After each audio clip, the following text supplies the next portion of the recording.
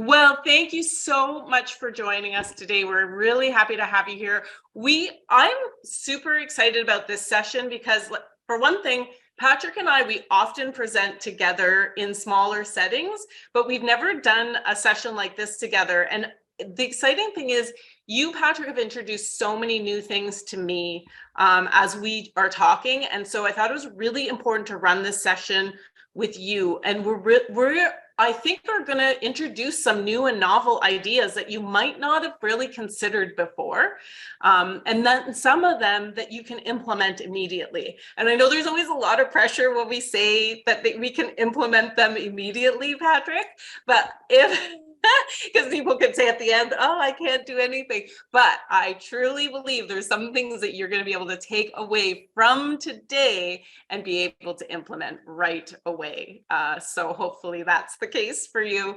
But one of the things I wanted to kind of ground us in is the fact that if you were to take someone, I always imagine when I'm walking down the street, imagine being on that street like hundreds of years ago and what it would have looked like. You'd probably just be in the woods somewhere. And then imagine waking up in the world, from that world, in this world today, and discovering all the things that have changed, looking at high rises and cell towers.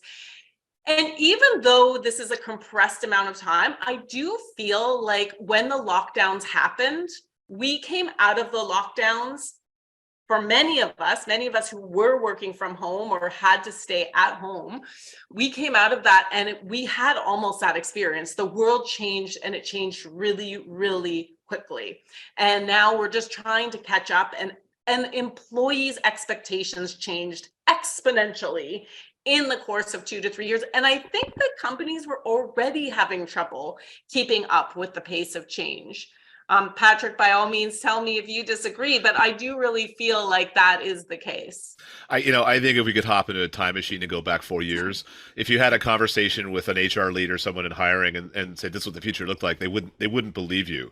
Yeah. So many organizations have had to build the plane while flying it over the past couple of years. I think a lot of folks I speak with are pretty breathless over the change that has happened. And only looking back can we recognize how much has really happened in so many different organizations and how many new challenges have arisen based on social cultural shifts and technological shifts. We live in exciting times. Yeah, for sure we do. And it's with that, Patrick, I want to make sure we get to know you a little bit. So Patrick Dunn and I have we've been collaborating for a little while now, haven't we, Patrick? And we sometimes will present together, but not to this audience. So we thought we would collaborate on this, but I'm going to be quiet now, Patrick, and let you, you introduce yourself and Benify. Yeah, great. Thanks, Amy. Hello, everyone. Patrick Dunn from Benify here. Really excited to be here. We've got a great session.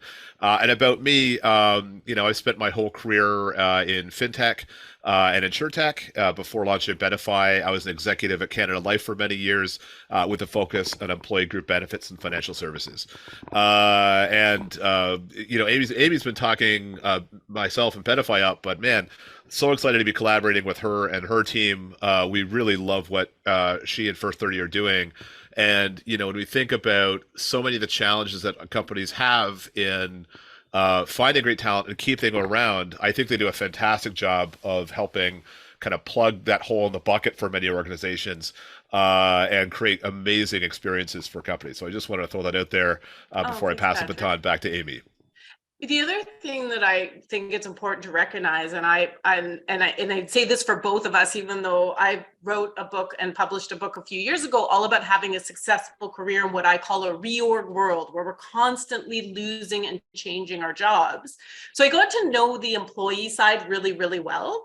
And now I'm writing a book all about what employees want. So that's all about some of the things we're talking about today.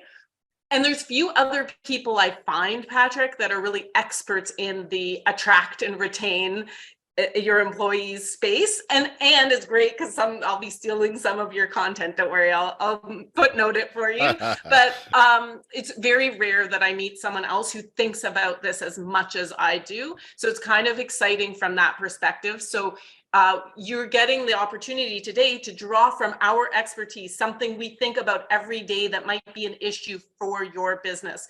And at First 30, you guys, whoever's engaged with us before, you probably know that we're pretty well known for employee onboarding. We talk about first impressions really do matter. What we do is we really look at the experience of the employee. We work with companies on employee onboarding. What have been really popular this year, Patrick, are retention interventions. So we go in and we actually have conversations with your employees and do some feedback surveys and really get to the root of why they are churning. And then, of course, we do outplacement as well. Layoffs do happen. We've been seeing this aspect of the business. Unfortunately, like, it's always nice to have the business, but at the same time, we'd rather have the other business than outplacement, but we do also offer outplacement. But I wanted to start off by saying that there is no one solution. I saw this quote and I absolutely loved it.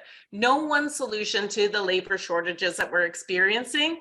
And there's not like a silver bullet, because every one of your organizations, everyone who is on this call today, you're coming here from different companies that have different cultures, that have different limitations or opportunities.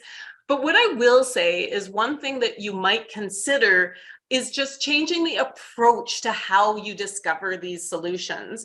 And I think when I think about the conversations that we have with our clients, and I know, Patrick, you have with yours, and I wouldn't just say this for Patrick and I would say look for partners. And I think that oftentimes we call the companies we work with suppliers, quote unquote, and that's very formal and distant.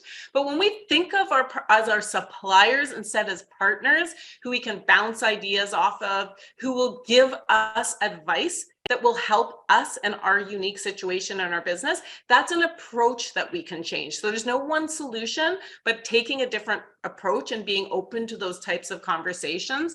I think sometimes people feel like whenever they're dealing with a partner, I'm going to call us partners, but that they're being sold to. But sometimes if you find the right people that you trust, like, and respect, you're going to have a different type of relationship, and they're going to really look out for what is best for you. So there's no one solution, but there may be a different type of approach. So today we've just kind of set the stage. We're going to talk about the path and clearing that path to employment. I think there's a lot of barriers when it comes to attracting talent for people to even apply for your jobs in the first place. So we're going to cover a little bit about that. We're going to talk about job descriptions and job postings. I would love if you guys have any comments about, whether you like the job postings you put out or not. I know there's a way to share anonymously here, but this is a huge issue that we'd like to talk a little bit about. Patrick's going to share with us some comp strategies, and that's where, Patrick, your specialty really comes in here today. And then we're going to touch on preboarding and onboarding. Those of you who engage with us a lot, you've probably come to some of our onboarding and preboarding sessions, so we're not going to get into too much detail, but I am going to share some practical and actionable ways you can change outcomes literally tomorrow if you want to. Well, for some of us, it's a long weekend, so maybe not tomorrow, maybe next week when you're back at it, but yeah, but it should help. So we're not going to go into too much detail about what is happening, because I feel like a lot of us kind of have a grasp of what's going on. But I do really want us to just take a moment, because if we don't understand why things are happening, and again, it might be different depending on the industry you're in, where you are geographically, it might be very different. But what we know is there are way more jobs than there are people to fill them right now. So there's a ton of unfilled jobs. And I know we're hearing about tech layoffs and all of these things, but of course that's one sector. And in fact, there was a shortage of people in actual developers and tech before that. So a lot of these people will land really well, and they may not be looking for the types of jobs that we have on offer. So just very quickly, I wanted to remind everyone that it's not about necessarily someone going to another business. It might be that they're opting out, not opting out of the workforce entirely, but opting out of that full-time work. We have some people who are going to prioritize taking care of older relatives. They're going to want to spend more time with their children. We all learn to live on a lot less, I think, is one of the things. I don't know about you, Patrick, but that was kind of life changing. You saw this money you were saving, not commuting, not going out for lunches, or, I was so lazy when I worked in a corporate job. I should have not bought my lunch every day, but 9 times out of 10, I was buying my lunch with all the best intentions. It adds up, right? So some people are opting to work part-time. They're opting to look after their mental health and maybe take lower paying jobs or jobs that just aren't as stressful. And they're evaluating companies on that basis. A lot of people retired early. Just as an aside, sorry to interrupt. Yeah. Something I think we saw is over the course of the pandemic, a lot of folks got a little dose of their own mortality. Yes. COVID as a pandemic, and you heard about people getting sick, caused a lot of people to think, is this really the job I want to have for the rest of my life? Is this a career I want to have for the rest of my life? And prompted a lot of people to either take themselves out of the workforce or change careers or change industries. So really interesting employee churn for different reasons over the past couple of years. Yeah, and I know, Patrick, you've been on calls with me where you've made the joke that half of North America is looking for a job right now. And I mean, it's sad, kind of sad, but it's also like, people always laugh when you say that, so I stole it. But it's quite a commentary. But the other thing that's happening is you're looking at 2 people right now who opted out of, and I don't know about you, Patrick, but I was quite happy with aspects of working in the corporate world for sure. But I really wanted to start my own business, and I literally went to nothing and built my own company. And you're seeing a lot of people just opting out altogether. So I think that it's important for us to look at these other factors that are contributing to the decisions people are making when we think about implementing solutions, because it will help us maybe approach things a little bit differently. So first of all, we want to think differently. And that's what I mean by thinking differently. And I've talked about a few different ways we might want to think or approach things differently, but it isn't enough to think differently, right? We definitely have to behave differently. And one of the ways, and one of the big things that I want to be really clear about, is that we do need to clear that path to employment. Because the minute we start making it difficult for people to even come in for an interview or get inspired about our business, we're going to have a problem. So, and you guys, if you want to ask questions along the way, you're welcome to throw them in the chat as we go. So please don't hesitate. So I want to talk for a few minutes about job ads. And I don't know how confident you all on the call feel about the job ads that you put up in your job postings, or if you've looked at how they might compare, or if you've looked at them and assessed them as if you were a candidate. Because I do see, truthfully, I do read a lot of job ads because I'm really interested in this. And we actually do review and rewrite job ads for our clients. And after this session, I'm going to be sending you this resource. So you'll have all the do's and don'ts and a little more information about that. But we look at job ads all the time. So it does surprise me what I see. So we want to treat this document like marketing collateral. And if you're part of a business with a marketing department, it might be worth engaging them. If you haven't sort of solidified your brand as an employer, or you're not sure what to write, maybe that's a really great way. And Patrick, I don't know if you saw it, but I recently did a broadcast for ideas for HR with Ron Tite, who's a content marketer. Yeah, it was amazing. Oh yeah. And if you want to search that out too, if anybody wants it, just send me a message and I'll send it to you. And he talks about how marketing and HR could collaborate, and there are so many opportunities there. So treat it like marketing collateral. We want to draw people in. So we want to start by thinking about what is the candidate looking for, and often that's the problem. I see job ads that are written with the employer. This is what we're looking for. These are the requirements. Here's a huge laundry list of things that we require from you, and then a little tiny bit about what we offer, right, for the candidate. Include info about who you are as an employer. People want to know that. They want to understand, is there flexibility? Is there flexible working hours? Is there remote options, right? If those are applicable, put them in the job ad. Compensation, but I say this with a huge caveat, and I've indicated it on the download that I'm giving you after this session, but I really want you to think about this. It's like all this clickbait, Patrick. It drives me crazy. It's like saying there's one solution for everything, and there isn't. And for every organizations, yes, some small businesses can definitely put up comp on their job ads, and that might be a great way of attracting new hires. If you're a large, complex organization who has, say, a development team and a marketing team, putting up comp gets very complicated because you might have people at the same work level. You had to pay that developer more just to get them in the door and then keep them. You have to pay them their stay salary, not just their get in the door salary. And you might be paying your marketing team less. So we have to really think about that. So it's not a one size fits all. And Patrick, I know you're going to talk more about comp, so I'm not going to go into it in too much detail. If you've won employer awards, it's a great place to put them. Employee testimonials.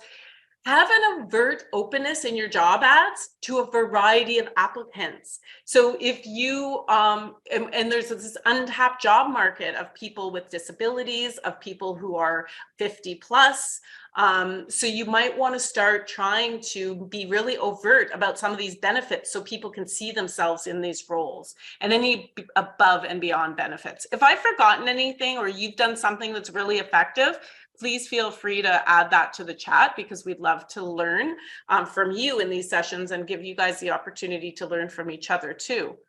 One thing we don't want to include, and you might laugh when you see this thinking, oh my gosh, these would never be included in job ads. Well, guess what? I read them and they are, and I am shocked. So overwork expectations. There was this one job ad that looked good on the surface, and you can imagine the comp for the type of role, but if you worked it out, it was like less than minimum wage this person would be working, because it was all this overtime expected, more like 7 days a week, always on call, like night and day. And I was like, who on earth would apply for this job? Require unrealistic expectations. I would say the overwork and everything, that could be unrealistic. But what I mean by this is asking for a skill set that no one person has. And I'll give you the example. When I was in market research, Patrick and I both interestingly come from a market research, employee research and market research background. However, one of the things that I was asked all the time is, they were looking, when I was starting out in research, they wanted someone who could code surveys. So Patrick, you'll laugh. Code surveys, and they also wanted someone who could give strategic direction and influence during meetings, and then facilitate sessions to bring data to life. And I was like, okay, but the people who code and write surveys have a very different skill set from the people who influence, facilitate sessions. They're diametrically opposed, and everyone's talking about unicorns. Unicorns do not exist, right? Unless I'm mistaken. And so I think that looking for that in an employee is absolutely crazy. So we just have to make sure that some of the qualifications don't contradict each other.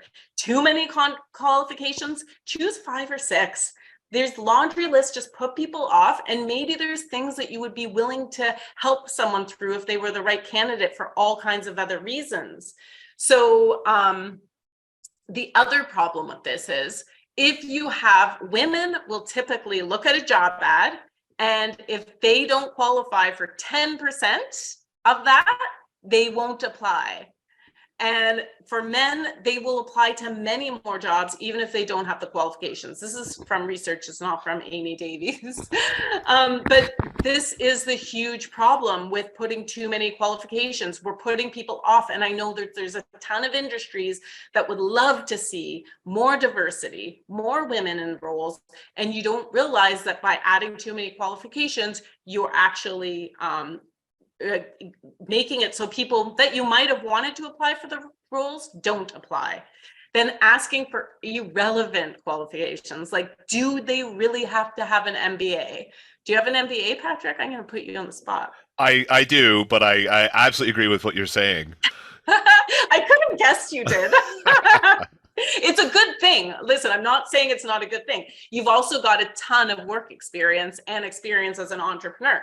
So I think that, yes, I mean, maybe earlier in people's career, an MBA is going to be really valuable, but I think there comes a point where a lot of it kind of equals out. Don't you think that, Patrick? Or am I saying something terrible to someone who has an MBA? Yeah, I mean, I'm not to knock the MBA as an institution. I think it's been helpful for my career, but Yeah. hustle will beat book smarts any day of the week, and I think Yeah. employers are really picking up on that. That someone who is dedicated and hardworking at their job will likely yield as good, if not better, than results than someone who's been to taken an MBA for a couple of years.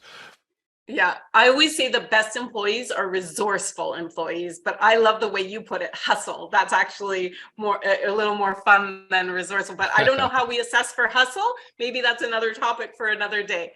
Now, this is the big one, and a lot of employers don't like me for it, but I still feel very strongly about the fact that we should stop requiring cover letters.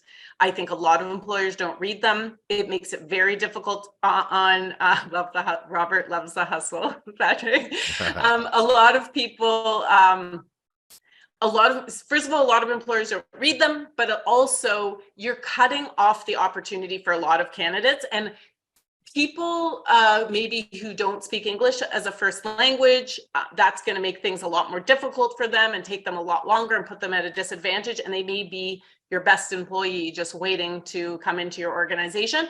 Unless, again, one caveat, because there's no one size fits all, even for cover letters. If it's a corporate comms job, yeah, maybe you do want a cover letter. If it's a fundraising role, maybe you do want them to write a cover letter. You need to know that they can communicate with clients or donors. So I get that, but I would say for the majority of roles, let's cut out those cover letters. It will save everyone a lot of time and grief.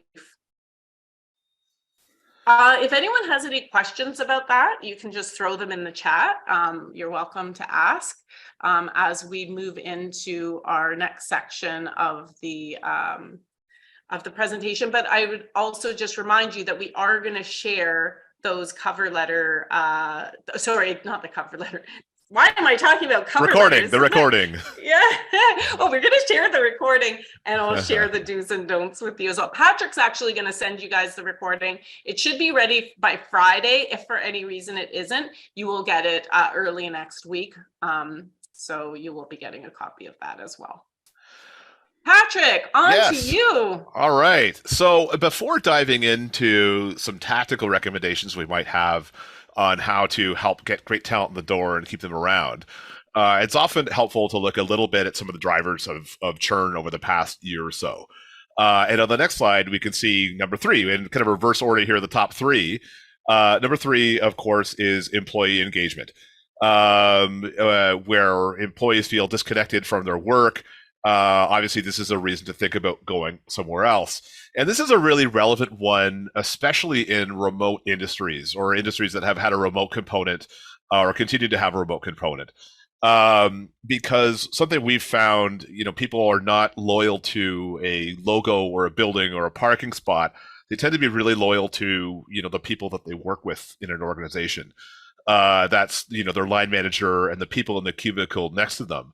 And we've heard from a lot of companies that once you've taken that physical on-location component out of the mix, you actually lose some of those emotional bonds and some of that engagement or feeling of connectedness with your organization. And we've heard employees say time after time, like, well, one Zoom call looks like any other Zoom call. And if a competitor comes along with a job offer with a 2% or 3% increase in salary, why wouldn't I take it? So it creates some real challenges for many organizations, and I'm not advocating against remote work or hybrid environments. What I'm really saying here is this is a challenge that a lot of employers, I think, need to address in one way or another. One is creating human connectedness where they can, but also making sure that an employee has meaningful and relevant tasks, that they feel like they're doing good work. And this is a kind of a qualitative, abstract concept that every company needs to address in their own way. But the question you have to ask yourself is, do employees feel like they're doing important work, and how can I reinforce that feeling is I think the challenge in front of them. And on the next, I absolutely please. love that, Patrick. And one of the things that we've talked about previously is I remember working in an organization where the manager I was working for told me I was waitressing when I was a bit younger, but he said to me, I'm going to follow you around and I'm going to tell you everything you're doing right for the next few months. And that made me feel so good. And I thought, like, that's a great way to get people engaged early on too, right? Create a culture of positive reinforcement. Of course, you're going to have to give people constructive criticism. So if you're looking for ways like you were talking about in a hybrid environment to start really engaging your team members, creating this culture of positivity and positive reinforcement is one great first step to really, if you need a culture transformation, or if you just want to make a good culture even better, it's one really small, meaningful way that shouldn't cost too much to make that happen. So I I really thought I'd like share that. that. Yeah. Yeah. Yeah. And on the next slide, we have, of course, career growth or limited or feeling of limited career growth. You can say what you want about the baby boomers not moving out of their roles, but the perception by a lot of folks that they have a feeling of limited career growth is certainly driving a lot of folks out of organizations. And, traditionally, many folks would change their job simply for a higher salary and kind of a level advancement somewhere else. And this is certainly something a lot of companies need to think about as well. And it's one of the reasons why we're seeing kind of the growth of the internal talent pool, where if you're able to kind of collect skill sets and competencies within an organization, you can kind of have non-linear career advancement. Even if you're learning something new as an employee, it ends up being kind of a valuable way to advance a career. So it's certainly something I think a lot of companies should think about, where, if you're cataloging the kind of talent you have within an organization, even if there isn't a linear advancement, but an opportunity for an employee to learn something new and potentially advance down a different line of the business, that tends to be an interesting journey for a lot of employees, and something we're seeing pretty well received by this market. Again, you make such a great point here, Patrick. And I remember you and I started out our careers at probably around the same time.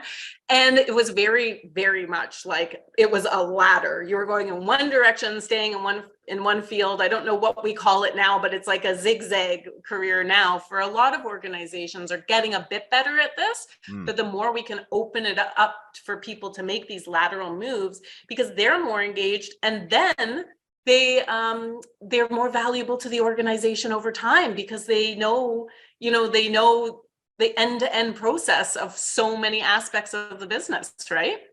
Yeah, I think it's definitely related indirectly to the first point about feeling of engagement.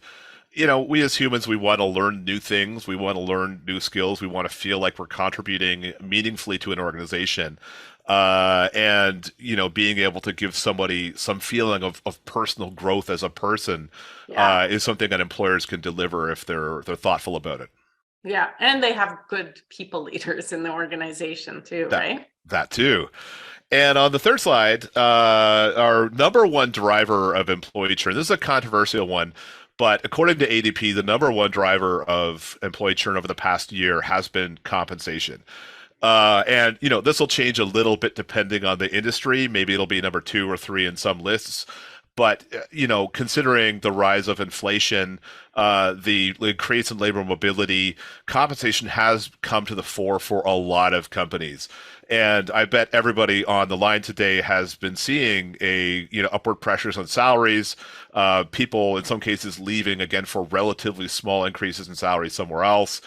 Obviously it's harder for a lot of employees to keep the lights on considering the rise in prices, which means, compensation has been a pretty relevant topic for a lot of folks.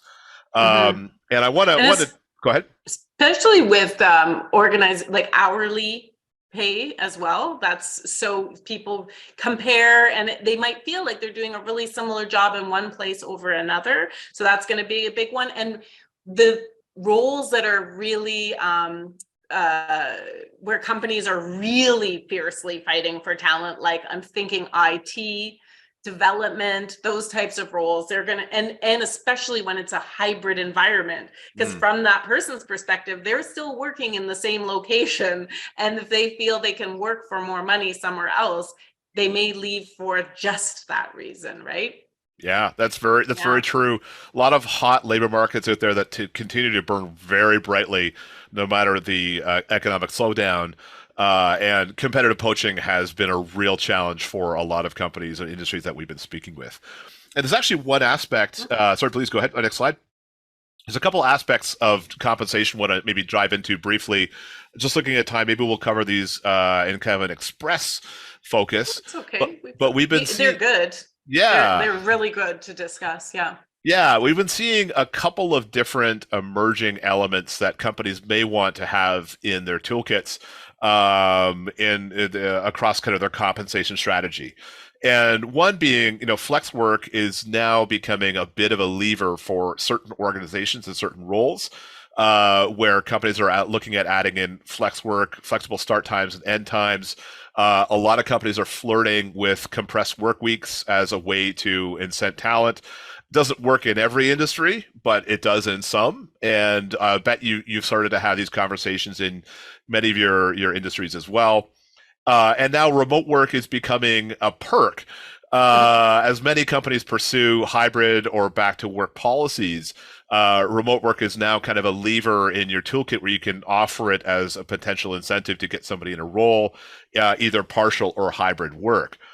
Patrick, Sherry and I were presenting at the CPHR 2 weeks ago in Vancouver, and we were talking about these like compressed work weeks, like you're talking about 4-day work weeks, and the fact that again, you're getting this broad brush approach, when you look at articles and posts and clickbait about all these, every company should be able to introduce a 4-day work week, and it's just not realistic. And some employees that they're finding, if we dig deeper into the data, they're actually finding that some employees don't like that compressed work week because it means they have to work longer hours. And I'm just speaking as someone who was a single mom for quite a while of 2 young kids. It would be really hard to work those longer days, even with the benefit of having Friday off. I think flexibility and really listening to your employees. And one of the things I would add to this is if you have a leader who's managing upwards of 7 people, it might be a time for an intervention, not as a bad thing, as a good thing, a positive intervention to make sure they can handle that many people. I think we're really at our limit with 7 direct reports, because if we understand them, we know what flex work arrangements will work for those particular employees. So it's really about understanding our workforce and understanding our individual situation, because one size isn't going to fit all across companies and industries. One size is not going to fit across all people in your organization. Yeah, I think that's a really good point. These are not applicable across every industry, and even some cases within every team or company. These are tools which I think, depending on the right circumstances, can be super helpful. But to your point, I would be very careful about implementing a blanket, 4-day work week, because it's definitely not attractive for certain parts of the employee population.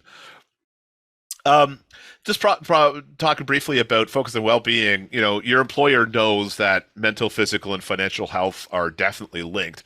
And you've probably seen a rise in, the focus on making sure you are healthy across that spectrum.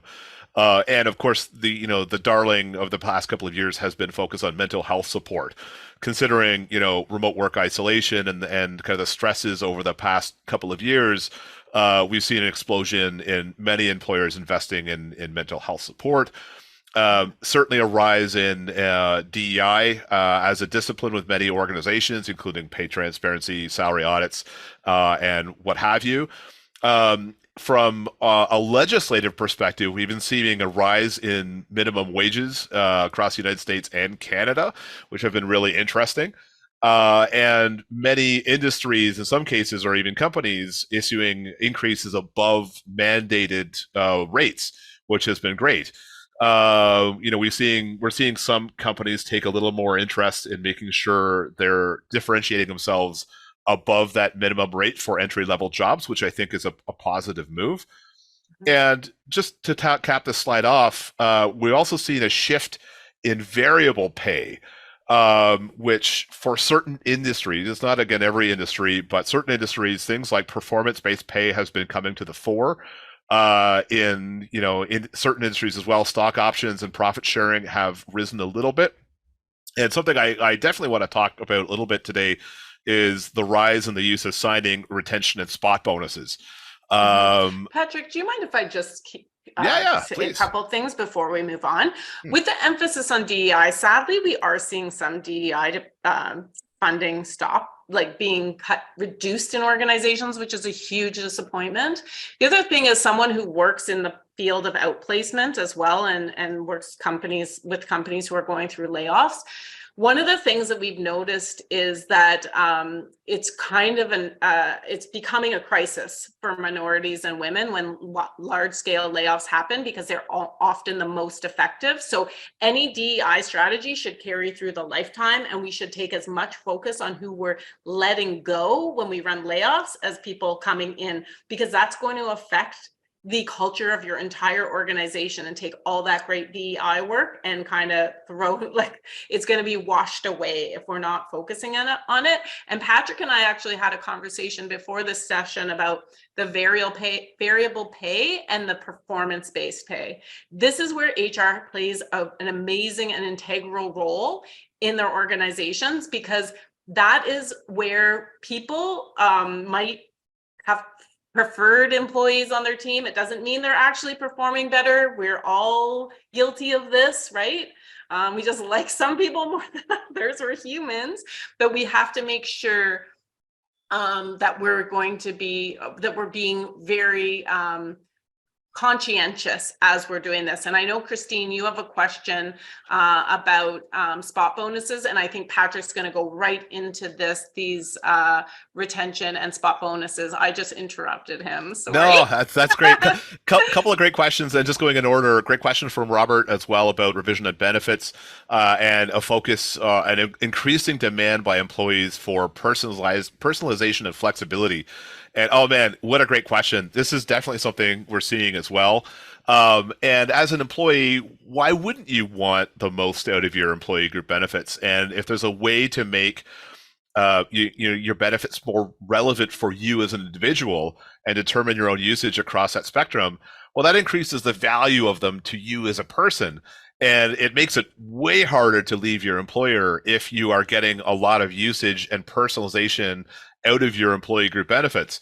So it's definitely a thing.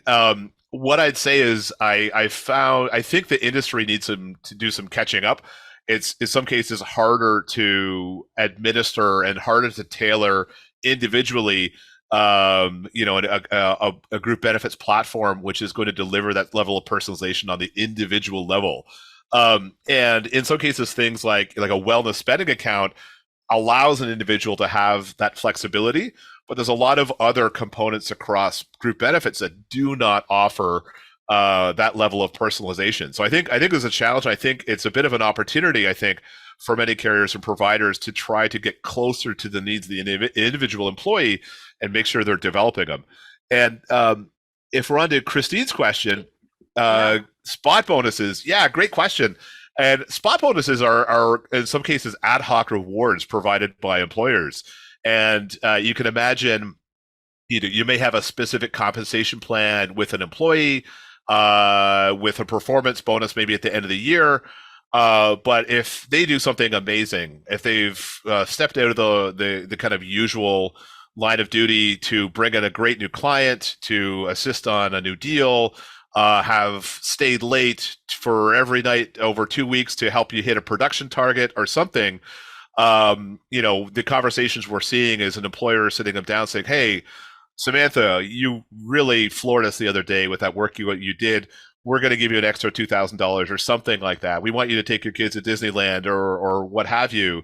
It's kind of an ad hoc reward, but one that tends to surprise and delight employees, and certainly gets you very close to that moment of putting in that effort, of putting in that extra performance, and being able to, on the spot, reward them for something tends to be a very powerful tool. I can imagine that being a powerful tool. There's times when I would have loved to be able to do this for an employee when I worked in corporate, because they just went so far above and beyond. It's a really great way, managed well. It's really great. And, Patrick is kind of the expert on bonuses. So if you do, and Patrick, maybe you should throw your email into the chat there, and your LinkedIn. And you're such a great partner too, in the sense that you're really great at giving people advice about some options that are specific to their situation and their business. So that's a great thing to follow up with Patrick about. Amazing. I think appreciate the segue. The last thing I wanted to say on this is, if you're looking at your complete comp, is sometimes when we work with clients on their job ads, one of the things that we recommend, because we learned that they are not like competitive when it comes to hourly or their complete comp, their hourly or their salary, but their complete comp is actually better than their competition. We recommend they have a scorecard, and they introduce that scorecard at the interview stage, so that a candidate walking away can see on paper, because they're going to go home and tell their friends or spouse, they're going to say, well, this is all they're going to pay. But if they could lay it out and say, okay, well, actually, when I look at it after taxes, after this, it works out to be better than what I'm getting with someone else, even though on the surface, the competitive company, their pay remuneration looks better. I hope that makes sense. So just maybe kind of continuing on our conversation about the increase in labor mobility, the fact that people are changing their jobs for relatively small increases in salary somewhere else, especially in remote work. We've seen an explosion in the use of signing and retention bonuses over the past year. Robert Half tells us the use of signing bonuses is up 454% over the past year, with 35% of Canadian businesses and 33% in the United States now offering them. And what's really neat is, if COVID has done one thing, it's to democratize the signing bonus, because they're not just for big law firms and the top 4 consulting firms. If you get on Indeed or LinkedIn Jobs and Google signing bonus or sign on bonus is the 2 spelling options, you'll see 10K for truck drivers, 10K for nurses. I saw it was a really fun one. I saw a $10,000 signing bonus the other day for United Airlines for a baggage handler. That industry is trying to ramp up after COVID, and it is having a terrible time finding ground crews, apparently. So they tend to be for industries that have a tight labor market, have difficulty finding good talent, and for industries where churn is painful, where losing a great employee is expensive and painful to your organization. That tends to be where we're seeing a lot of these things used. And next slide, please. And so maybe we could talk a little bit about why we're seeing this shift, and maybe look a little bit at scenarios where you might want to think about using them. And maybe the biggest thing is, we've heard from a lot of employers that they've dug pretty deep into the applicant hiring pool over the past year, where they've had to hire a lot of folks that normally they wouldn't have hired, simply because the quality and quantity of the applicant pool has simply not arrived. And signing bonuses tend to be a pretty good solution to that, where demonstratively they do improve the quality and quantity of applicants, simply because you're, not only in some cases offering a comparable, if not more money, but also because there's an immediate effect that if I am thinking about buying a house, or I have car repairs, or what have you, a signing bonus helps deal a little bit with that immediacy of the need. And that ends up kind of adding more and often better quality folks to your pool. And on the next slide, we also talk about how you'd like to motivate employees and reduce employee churn. I mean, the great thing about signing bonuses is they have their genesis, or their a lot of the association with like sports. And if you think about your favorite sports team hiring a top new player, there's often a signing bonus attached. And if done the right way, a signing bonus kind of suggests to somebody that they're a star, that you really like them as an individual. You really think they're going to be a key performer on your team, and positioning them in the right way actually gives a little little jolt of motivation.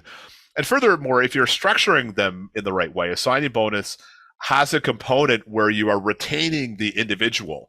Let's say 12 months or 24 months. You're not necessarily writing a check with no strings attached. You're essentially saying, we think you're going to be such a great performer for our team. We're going to give you some money today with the expectation that you're going to stick around with our company for 12 months.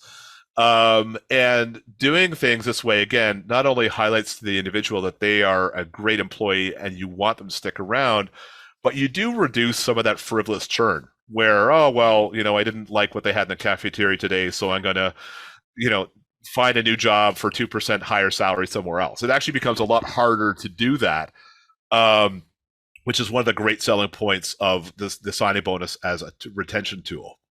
Patrick, I'm laughing because I'm thinking about coffee. The quality of the coffee in an office was really important to me. It is for a lot of people. And then finally, what we like to say is if you want a cost-effective retention tool, signing bonuses tend to be pretty cost-effective in terms of moving the needle and the applicant pool and again, shutting down churn. Because the signing bonus is in a way amortized over 12 months or 24 months, salary increases are usually based on your base amount, not your total compensation amount. So it's a kind of a nice way to get an injection of cash into an employee, but also kind of put a cap on compensation costs and churn costs over a longer period of time.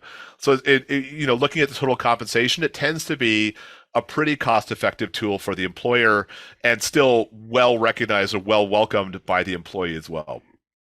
We have a question, Patrick, about do you have any rules for deciding on the signing bonus amount? Yeah, great question. It's a joke in the industry that signing bonuses are always $5,000, but it also depends greatly on the industry. An industry with a tight labor market obviously pushes the number up. The seniority of the role also pushes the number up. Before some executive roles, they tend to be 20% or more of the annual salary. But then there's also a conversation about what outcome you would like as a company. Because, if your current expected employee churn rate is or expected tenure is 6 months and you're asking somebody to stick around for, let's say, 2 years, you obviously have to incent pretty substantially to try to drive that outcome. And the signing bonus you'd like to offer for, let's say, if you want someone to stick around 6 months or going from 6 months to 12 months doesn't have to be quite as robust. So it depends. And we actually have a couple of good guides that help companies navigate this world. It depends on a couple of different factors, but what you're obviously juggling is, again, the tightness of the market, as well as how long or where you'd like to move the needle in terms of your internal retention. Yeah. And I think that's something it would be, I know you always are good with talking to people about it. So you can always reach out to Patrick as well if you have questions specific to your organization. And I'm sure you help your clients figure that out all the time, Patrick. Yeah, we absolutely do. That's part of our value add. And that actually is a great segue in terms of how to issue an effective signing bonus. So a brief summary of some of the other material we have is, for many organizations, it's a strategic tool. You don't necessarily have to offer a signing bonus for every role. They tend to be pretty strategic in terms of how and where you offer them. In some cases, a signing bonus will help you get past an existing salary band constraint. If you've got a great hire you'd like to get in the door, but you're bumping up against the compensation ceiling, a signing bonus will help you get past that constraint. But then also make it meaningful. And this relates to the how much question. Depends on what other options the employee has, how hot the market is, and how long you'd like them to stick around. But obviously you want to make it meaningful. And the great thing about a signing bonus is, you can offer somebody 10K, but set the expectation that they're sticking around for, let's say, 2 years. So that the hit to your cap is really 5K every year, which is generally pretty reasonable for many organizations. What we'd also like to say in the slide is a company has to manage it well. And what I'd like to say is signing bonuses are supposed to do two things. Supposed to get a great employee in the door and keep them there. There's kind of an attraction component and a retention component. And what we've seen a lot of companies do is manage this process on an Excel sheet. And the downside of this is they actually don't manage it well, and somebody will quit after 6 months, and the company will literally forget about it. They'll let 5K or 8K of their 10K signing bonus walk out the door unearned, and that essentially does not have the component of retaining the employee. A lot of folks are kind of catching on to this, that companies don't manage this process well, and the retention component has got a little weaker for a lot of companies. It's something I would definitely recommend keeping your eye on and structuring the bonus in the right way. Okay. So thank you. That was amazing. I think we all learned a lot there. And I know, Patrick, you and your team are really experts in managing that whole process, right? And making sure that you de-risk it for the employer, because you kind of manage it for them so that they don't have to worry about chasing people down. So some of you have come to our onboarding sessions and our pre-boarding sessions, and we talk a little bit about like love bombing your employees. So you've done all the right things with the job ad. You've offered them a great compensation package, and you've given them a bonus, and you've done all the right things, but now you have to keep them there. And actually, one thing that we do, we started doing, as we're about to launch, is a stay interview program. That's another thing. And when we talk about love bombing, it's actually not just the part of the onboarding process. And Patrick, maybe you can just put the link in where anyone can learn about that stay interview program once it's launched. We talk about exit interviews, but stay interviews should be happening within the first 3 months. That's one trigger. So when you get people in the door, you want to welcome them. I've talked a lot about imprinting. I'm not going to talk about it today, but it's just like cognitively, we're very receptive, and we want to make sure that we're not losing people even before they come through the door. You want to make sure we're hearing a lot about people ghosting employers. I think definitely a signing bonus is a great way to make sure they show up. But there are other ways too that cost you very little, if not nothing. And you can train your people leaders to do some of these things. And that's a really important piece of it. But the two things you can do, and this should be things that you could do right away, is you can make sure someone, not just sending them the documents they need to sign and their criminal background checks, but make sure that someone is welcoming them, whether it's their manager, whether you set them up with their buddy, sends them an email or gives them a call the week before or 2 weeks before and says, hey, we're so excited to have you here. The other thing you can do is you can download, Patrick's going to share a landing page that we have set up for this session only, first30ready.com/Benify. You can go to that page and you can download our welcome message to new employees. So you can actually take this template and share it with all of your people leaders in your organization, and they can just fill in the details that they need for their employee. So you can go download that, and you can use that with your people leaders, or you can use it for yourself. We also, I'm not going to go into this in too much detail, but there's also an option to take a look at the manager guide that we've set up for new hires. And when we're thinking of onboarding, we don't want it to feel like being hit with an avalanche of information. And we see that all the time, that's what employees do, or employers do, is they hit people with all of these things when they come in the door, rather than feeding out to them little by little, like a babbling brook.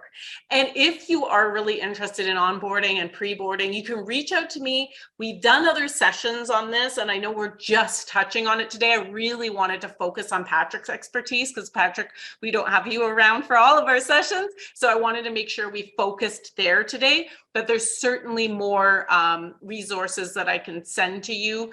We have put this churn calculator, I think, earlier in the chat. So that is something that you can have access to as well. Patrick, is there anything else you want to say about your churn calculator? No, it tends to be the sort of thing that a lot of VP finances and organizations really like.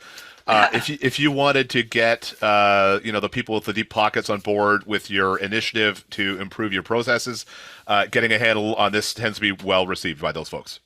That is so true. We want to know what the numbers are, because otherwise it doesn't seem like we don't want to justify the expense for the investment in employee attraction and retention. But when we see those numbers, Patrick, you and I know it's at least 30 to 50% of an employee's salary when we lose them. So the next session Sherry and I will be running is all about employee feedback and really utilizing that feedback effectively to reduce employee turnover. So Sherry and I will be running that. Oh, sorry, I have it as Thursday, May 18th. That's a typo. We all make mistakes. It's actually June 6th. So you are welcome to register for that. I can't run 2 webinars at the exact same time live. Amazing. But you're welcome to join that. You're welcome to connect with Patrick and I on LinkedIn as well. We would love to have you in our networks if you're not already. I know with Patrick, it's, if you are interested in signing bonuses, retention bonuses, all of these things, he's a great person to connect with.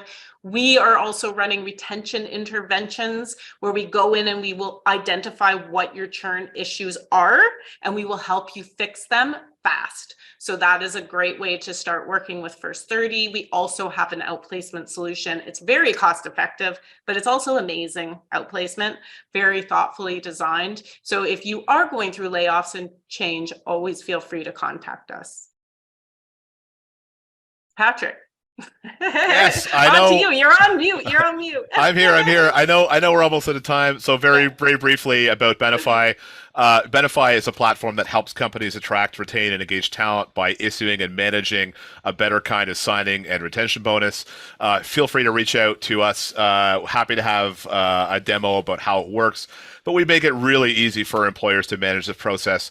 And importantly, we also de-risk that investment for them as an employer. So feel free to reach out anytime and let us know if you'd like to have a chat about that.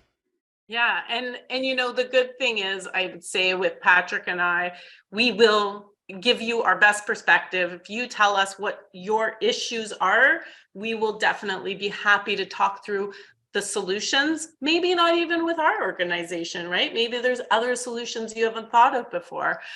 So reach out to us. But we really appreciate your time. Patrick, thank you so much for joining me today. I really enjoyed that. And I know, Patrick, you run webinars sometimes, and I've put my hand up to say that I want to come and join one of your webinars one of these days too. So, but I really appreciate everyone joining. We can stay on for another few minutes if people have any specific questions they want to ask, but we appreciate your engagement. Nancy, Christine, thank you. I see your comments there. So yeah, we are glad that you came today, and Patrick will be sending the recording out on probably on Friday, but I don't want to promise just in case we have any issues. Sometimes things happen.